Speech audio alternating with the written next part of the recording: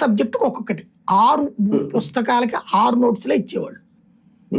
నాదేమో కాస్త రాతలా ఉంటది. ఈ 6 ఒక్కొక్క నోట్ బుక్ నాకు వచ్చేటప్పటికి 3 నెలలు అయిపోతుంది. కానీ 4 నోట్ బుక్స్ కావాలి ఏడాదికి. ఈ తర్వాత ఇంట్లో అడిగితే కొడతారు, తిడతారు. ఇక్కడ రాయకపోతే స్కూల్లో కొడతారు, తిడతారు. వణుకు పుట్టేది స్కూల్ అంటే.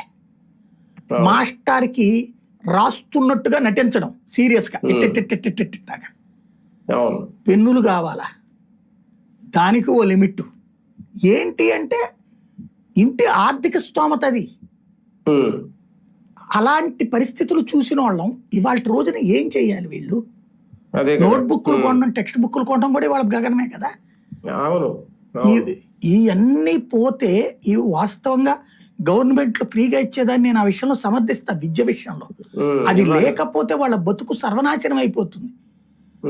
ఎంతో మంది మా ఫ్రెండ్స్ చూశాను, చదువులు ఇంటర్మీడియట్ లో మానేసిన వాళ్ళు, 10th క్లాస్ లో మానేసిన వాళ్ళు, ఇప్పటికీ పనులు చేసుకుంటా ఉన్నటువంటి వాళ్ళు, బైండింగ్ వర్క్స్, అదేది రకరకాలైన పనులు చేసుకుంటూ బతుకుతున్న వాళ్ళు బోల్డ్ అంతమందిని చూసా.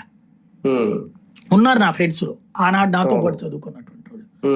ఎలాగ లైఫ్లు అంటే ఫీజు రియంబర్స్మెంట్ ఇలాంటి ఆపేస్తే ఒకవేళ